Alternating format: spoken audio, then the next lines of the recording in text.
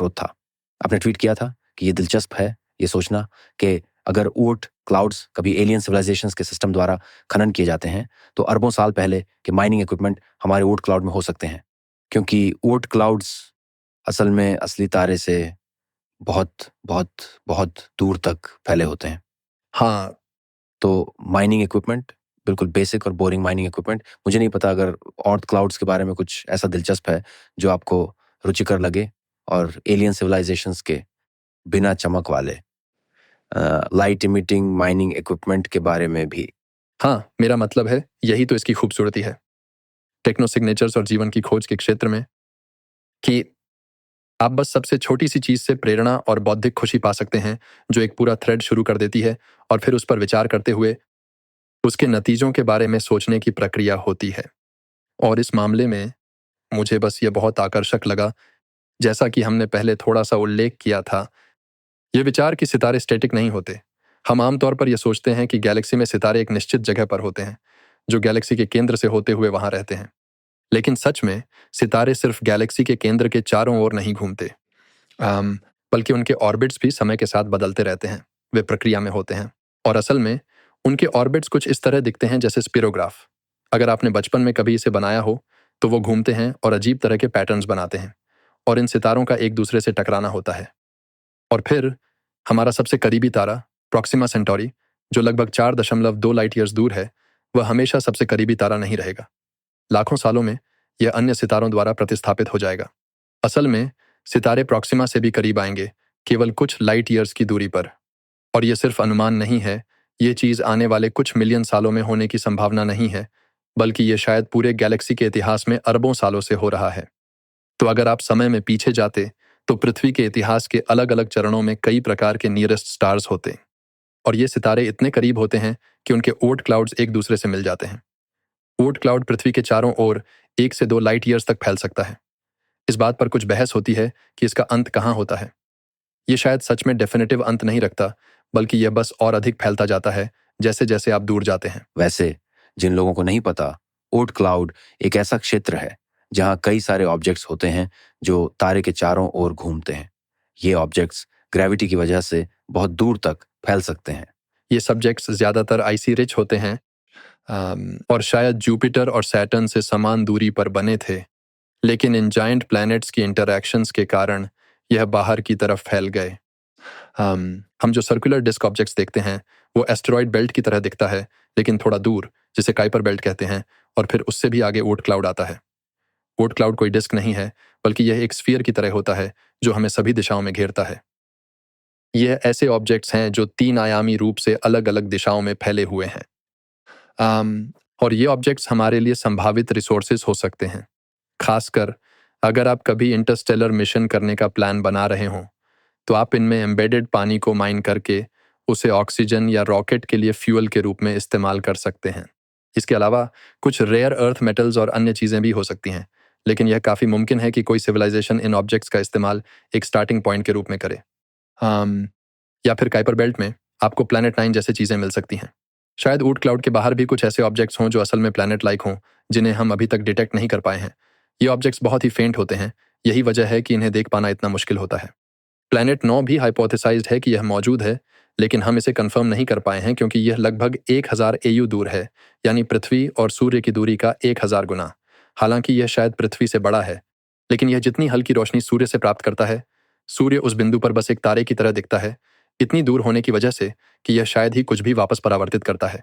इसे डिटेक्ट करना बेहद मुश्किल है, तो आउटर सोलर सिस्टम में ऐसे बहुत से रहस्यों का होना मुमकिन है। और इसलिए आप ये सोचने लगते हैं कि मेरा मतलब है कि अतीत में वह ओर्ट क्लाउड दूसरे ओर्ट क्लाउड्स के साथ इंटरमिक्स्ड हुआ होगा, और इसलिए ओर्ट क्लाउड का जो हिस्सा असल में हमारा है, वह बृहस्पति और शनि द्वारा बिखेरे गए पदार्थ के कारण ही अस्तित्व में आया है। इसका कौन सा हिस्सा इंटरस्टेलर विजिटर्स का हो सकता है? हम हाल ही में ओमुआमुआ नाम के एक इंटरस्टेलर एस्टेरॉयड के बारे में बहुत उत्साहित थे, जो ऐसा प्रतीत हो रहा था जैसे यह किसी अन्य इंटरस्टेलर वस्तु का पहला संकेत हो। लेकिन जब आप ओर्ट क्लाउड के आपस में मिल जाने के बारे में सोचते हैं, तो हो सकता है कि बड़ी संख्या में धूमकेतु जो ओर्ट क्लाउड से आते हैं, उनमें से कुछ धूमकेतु वास्तव में पहले से ही इंटरस्टेलर रहे होंगे, जिनके बारे में हमें बस पता नहीं था। यहाँ तक कि एक धूमकेतु का उदाहरण भी है जिसका एक बहुत ही अजीब स्पेक्ट्रल सिग्नेचर है, जिसके बारे में यह अनुमान लगाया गया है कि यह वास्तव में एक इंटरस्टेलर मेहमान था, लेकिन एक ऐसा जो मूल रूप से इस ओर्ट क्लाउड मिक्सिंग के माध्यम से अस्तित्व में आया था, और इसलिए यह काफी दिलचस्प है। बाहरी सोलर सिस्टम समुद्र के तल की तरह है। हमें अपने ग्रह के समुद्र की गहराइयों के बारे में बहुत कम पता है, और हमें अपने ही सोलर सिस्टम की बाहरी सीमाओं के बारे में लगभग कुछ भी नहीं पता है। तो यह अंधकार है। हाँ, तो बात यह है कि इसे समझने के लिए हमें लाइट चाहिए, और हमें यह देखना होगा कि लाइट इसके साथ कैसे इंटरेक्ट करती है या इससे कौन सी लाइट निकलती है। लेकिन ज्यादातर यूनिवर्स अंधकार है। वहां बहुत सारी इंटरेस्टिंग चीजें हो सकती हैं, और कूल वर्ल्ड्स में यहीं पर आपका इंटरेस्ट है, तो अंधेरे में इंटरेस्टिंग चीजें छिपी हुई हैं, है ना? बेसिकली 400 साल की एस्ट्रोनॉमी की यात्रा में ब्रह्मांड की हमारी एकमात्र खिड़की लाइट ही रही है, और केवल हाल ही में यह गुरुत्वाकर्षण तरंगों की खोज के साथ बदल गया है। अब यह एक नई खिड़की है। वैसे कुछ हद तक सोलर न्यूट्रिनोज जिन्हें हम कुछ समय से देख रहे हैं, वे सूर्य से आते हैं, न कि इंटरस्टेलर स्पेस से। लेकिन हम जल्द ही न्यूट्रिनो संदेशों का पता लगा सकते हैं। माना जा रहा है कि यह सभ्यताओं के बीच संचार का एक तरीका हो सकता है, या फिर ब्रह्मांड का अध्ययन करने के लिए न्यूट्रिनो दूरबीन का इस्तेमाल किया जा सकता है। और अब जिसे हम मल्टी मैसेंजर एस्ट्रोनॉमी कहते हैं, उसमें बढ़ती दिलचस्पी है। तो सिर्फ प्रकाश से आने वाले संदेश ही नहीं, बल्कि सूचना के इन अन्य फिजिकल पैकेटों से आने वाले संदेश भी जो हमारे रास्ते आ रहे हैं। लेकिन जब बाहरी सोलर सिस्टम की बात आती है, तो प्रकाश ही हमारी एकमात्र खिड़की है। इसे करने के दो तरीके हैं। एक, आप ऑट क्लाउड ऑब्जेक्ट से प्रकाश का पता लगाते हैं, जो जैसा मैंने कहा यह बहुत मुश्किल है। दूसरा, जिसे हम काइपर बेल्ट में करते हैं, और इसे ओकल्टेशन कहा जाता है। और इसलिए कभी कभी ये वस्तुएं बस संयोगवश एक दूर के तारे के सामने से गुजर जाती हैं। ये बहुत ही कम समय होता है। वे 1 सेकंड से भी कम समय तक रहते हैं, और इसलिए आपको उन्हें पकड़ने के लिए बहुत तेज कैमरा चाहिए, और आमतौर पर एस्ट्रोनॉमर्स तेज कैमरे नहीं बनाते हैं। ज्यादातर घटनाएं जो हम देखते हैं वे घंटे, मिनट, दिन तक चलती हैं।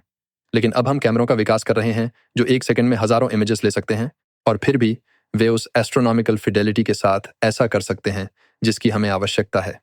और इसलिए आप इन बहुत तेज गिरावटों को देख सकते हैं। आपको आसपास ये डिफ्रैक्शन पैटर्न भी मिलते हैं जिन्हें देखना वाकई शानदार होता है। मुझे ये पसंद है क्योंकि ये थोड़ा पैसिव रेडार जैसा लगता है।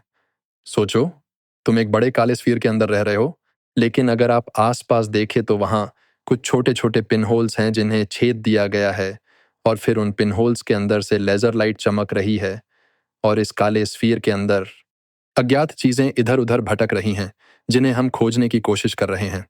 और कभी कभी वे उन छोटी पेंसिल जैसी लेजर किरणों के सामने से गुजरते हैं, कुछ को ब्लॉक करते हैं, और इसलिए हम बता सकते हैं कि ये वहां है और ये एक्टिव रडार नहीं है, क्योंकि हम कुछ नहीं भेज रहे और न ही किसी चीज का रिफ्लेक्शन प्राप्त कर रहे हैं जैसा कि सूरज करता है।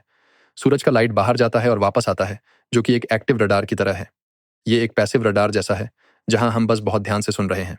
मुझे यह सोचकर बहुत आकर्षण महसूस होता है कि हम बाहरी सौर मंडल की जटिल संरचना को सिर्फ एक ऐसी चीज से मैप कर सकते हैं जिसे हम पहले से ही बहुत आसानी से और बिना किसी बड़ी कठिनाई के कर सकते थे, जो सिर्फ सही तरीके से सुनना है। बस हमारे इंस्ट्रूमेंटेशन को इस तरह से ट्यून करना है कि हम सुन नहीं रहे बल्कि ब्रह्मांड को उन वस्तुओं को पकड़ने के लिए देख रहे हैं। ये वाकई आकर्षक है, और अगर हमारे प्रयासों को 100 से 200 सालों तक और बढ़ाया जाए तो हमारे पास बाहरी सौर मंडल का एक बेहतरीन और विस्तृत नक्शा होगा। यहाँ तक कि मूल रूप से ट्रांजिट टाइमिंग जैसी विधियों के माध्यम से हाई रेजोल्यूशन ट्रांजिट टाइमिंग, परंतु मूल रूप से ग्रह और ग्रह के उपग्रह की गतिविधियां सभी विभिन्न तारामंडलों के बाहर। हाँ, और यह हमारे सौर मंडल के बारे में सोचने के तरीके को बदल सकता है।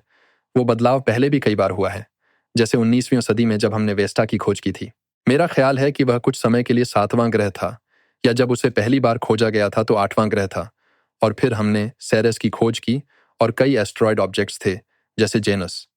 कुछ समय के लिए पाठ्य पुस्तकों में सौर मंडल में लगभग 13 ग्रह थे। फिर वह बस एक नई क्षमता थी जो उन छोटे ऑब्जेक्ट्स का पता लगाने के लिए उभर रही थी। फिर हमने उसे सुधार कर कहा, नहीं नहीं, हम ग्रह की परिभाषा बदलने जा रहे हैं। और फिर वही बात हुई जब हमने सोलर सिस्टम के बाहरी किनारों की फिर से जांच शुरू की। हमने एरिस पाया, हमने सेडना पाया, ये चीजें जो प्लूटो जैसी दिखती थीं, और जितना ज्यादा ये हमें मिलते गए, हमें उन्हें खोजना पड़ा।